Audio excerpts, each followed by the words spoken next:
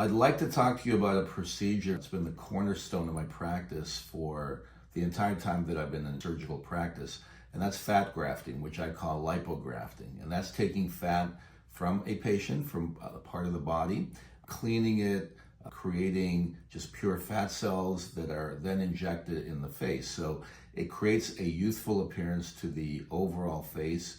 There's longevity with fat. It can last for many years. I've got several patients that fat grafting in the face will stay, and it lasts for well over 10 years or longer. It's a procedure that I combine with almost every surgery that I do in the face, to include facelifts, eyelid surgery, lasers, and I've been doing this for about 27 years now. I'm one of the original plastic surgeons in the world that have combined fat grafting with other surgical procedures. The procedure works, and the goal with it is to not give an artificial look, but to give a softer appearance to the entire face. One of the things that happens with the face, I'll show you in the diagram here, the bony architecture of the face decreases. So we lose bony volume underneath. So the skeleton decreases, then everything on it drops as well. So we get a looseness of the skin and the face. You can see on a younger patient here, these are CAT scans of a younger face. The middle part of the face caves in as we get older. This patient is a very good example of loss of volume in the face.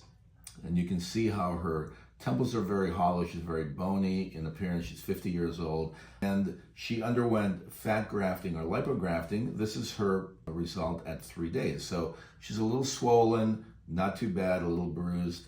A couple of weeks later, you can see a softening effect overall to the entire face.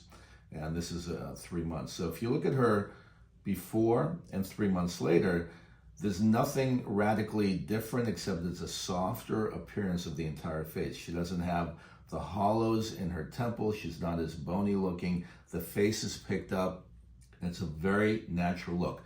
It's very different than fillers. It gives a softer look when it's injected properly. And you'll get longevity with this procedure. It takes time to become proficient at it. It takes many years to become skilled at how much fat to inject, where to inject it. And you can see in this patient's results, this is more than 10 years later. These are photos that she has on her social media.